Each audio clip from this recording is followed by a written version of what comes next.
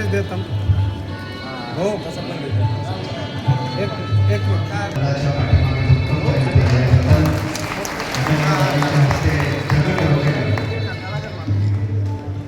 IPS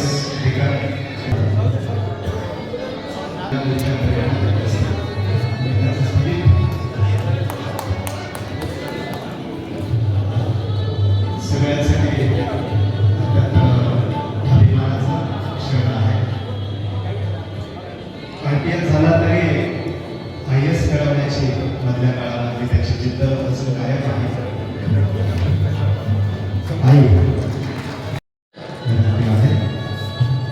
IPS record जोजेकर यांच्या बहिणी आणि त्याच्यामुळं एक गरीब कुटुंबातून आता एक मुलगा IPS झाला. तुमच्या सगळ्यांच्या आशीर्वादामध्ये IAS होईल, एक कलेक्टर नाही तर कमिशनर होईल. कदाचित त्याच्या वयाप्रमाणे तो कलेक्टर झाला तर राज्याचा मुख्य सचिव सुद्धा होऊ शकतो. त्याच्यात तुम्ही तुमच्या पोराला पहा, रोजेकरमध्ये तुमच्या मुलाला पहा. मी असं म्हणत नाही तुमचे पोर IAS झाले पाहिजे, IPS झाले पाहिजे. शिक्षक तर शिक्षक, पण शिकून शिक्षक झाला पाहिजे. शिकून ग्रामसेवक तर ग्रामसेवक. जे काय त्याच्या डोक्यात इंजिनियर तर इंजिनियर, डॉक्टर तर डॉक्टर. त्याला लाईट पकडा लावा, त्याला अभ्यास करा आणि त्याला सांग हे काम आहे, हे संपेपर्यंत नाही घर पाहायचं नाही दार पाहायचं. मुलगा झाल्यावर घरात कशी दबली वाजतो, कशी पेढी वाटतो, कसा आनंद व्यक्त करतो. तेव्हा मुलगी झाल्यावर करतोय का? तर मुलगा उद्या आपल्या पुढच्या भविष्याचा आधार बनणार आहे. आपल्या खांद्यावर तर पोचले, याच्या खांद्यावर जाणार आहे आणि मग मला चांगले दिवस येणार आहे. हे बरोबर आहे की नाही? कोणाच्या बापाला असं वाटत नाही, पण तेवढं सक्षम त्याला तुम्ही पहिल्यापासून केलं पाहिजे ना. जर तुम्ही थकेपर्यंत लाईनला लागणार नाही तर तुमची बरबादी, त्याची बरबादी. ही गोष्ट लक्षात घ्या.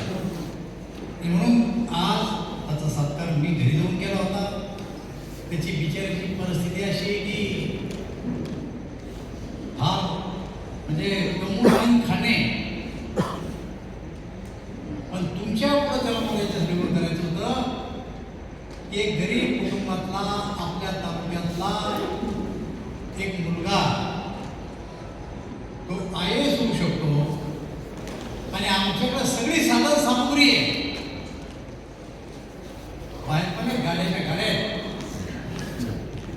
बिस्लरीशिवाय पाणी पित नाही. एक ढवळा होत नाही.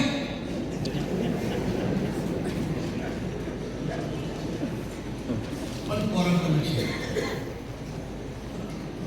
सगळ्यांच्या हातात आहे. कोणी मेडिकल स्टोअर टाकून देऊ राहिलं, कोणी पुण्याला पोरग पाठवून देऊ राहिलं सोयरे घेऊन. आणि सोयरीमध्ये ते नोकरीला आहे कंपनीत, लग्न जमून जातं, 2 महिने पोरीला घेऊन जातो, 2 महिन्यानंतर घरी येतो. पोरीवाला आमच्याकडे तो दादा येतो, नोकरीला होतं, काय झालं तेव्हा ऑनलाईन चालू आहे. कशाचा ऑनलाईन, कशाचं काय ते आहे बाबा. त्यांना अर्ध्या पोराच्या सोयरी किती तर बोलायला येतो का? फक्त प्रमाणपत्र हातात आहे, ग्रॅज्युएटचे प्रमाणपत्र हातात आहे, शिकलेलं नाही आहे. पुढच्या पिढीकडे पहा. आता तुमचं माझं फार मोठे करायची गरज नाही ना. किंवा पुढचं शांततेत गेलं पाहिजे आपलं. परमेश्वरा माझ्यावर संकट येऊ देऊ नको, पण आलेल्या संकटाचा मुकाबला करण्यासारखी मी आपल्यात निर्माण होते एवढंच करा. एवढंच आपल्या हातात आहे. आता दुसरं काय नाही. काही झालं गेलं, नाचलं बिघडलं, असलं नसलं त्याला बरोबरी करावं. माझ्या डोक्यात ताण देऊ नये अशी चिंता करा. म्हणून एक आदर्श आहे, जो कोणी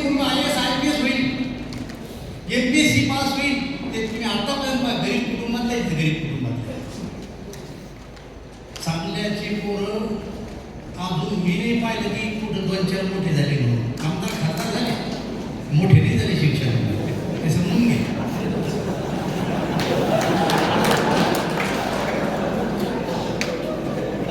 आमच्या कुटुंबात सगळ्यात जास्त येणारा शिक्षणाचा अभाव आहे. ते UPSC करावं तो काय करतो हे सांगत नव्हतं मला. शेवटला कळलेली डिग्री कोणती पण एक गोष्ट दुसरी होती की जरी डिग्री कळू दिली नाही काय चांगलं सांगितलं नाही पण चापुरी सोडली नाही. नाही तर बाप मोटरसायकल इतकल्या पिचकऱ्या मारते पानं खायचं सगळ्यात आवड आमची पुरुष लागत नसते मोजा डोळे टाका सगळ्यात करायचं. तसं आपण आपल्या पोरावर कंट्रोल करा शिकवा. शाळा चांगल्या आहेत आपल्याकडे नाही असं नाही पण मास्तर गावागावात लक्ष द्या शाळेकडे. आणि म्हणता रोजेकर आज जालन्याला सत्कार आहे म्हणून तुमचं जेवण बंद केलं मध्ये मी जेवण उठले होते सगळे त्यांना उशीर नको म्हणून तुम्हाला थांबवलं. तेव्हा रोजेकर मी भोकरदन जाफराबाद आणि जालना जिल्ह्याच्या वतीनं तुला आश्वासन देतो की आमचे आशीर्वाद तुझ्या पाठीमागे सगळे. हा जो तुझा शेवटचा प्रयत्न आहे या प्रयत्नात तू नक्कीच यशस्वी होशील. आता मी विचारलं की तू ड्युटीवर जॉईन कधी होणार आहे. आता मार्च संपवतो. एप्रिल मे जून जुलै आणि ऑगस्ट 5 महिने या मुलाला झुंज देणं आहे. दिल्लीत राहणं आहे. 5 महिने याला काढ नाही ते हिशोब लावला. 5 महिने आपण काही चांगले नाही त्याचे.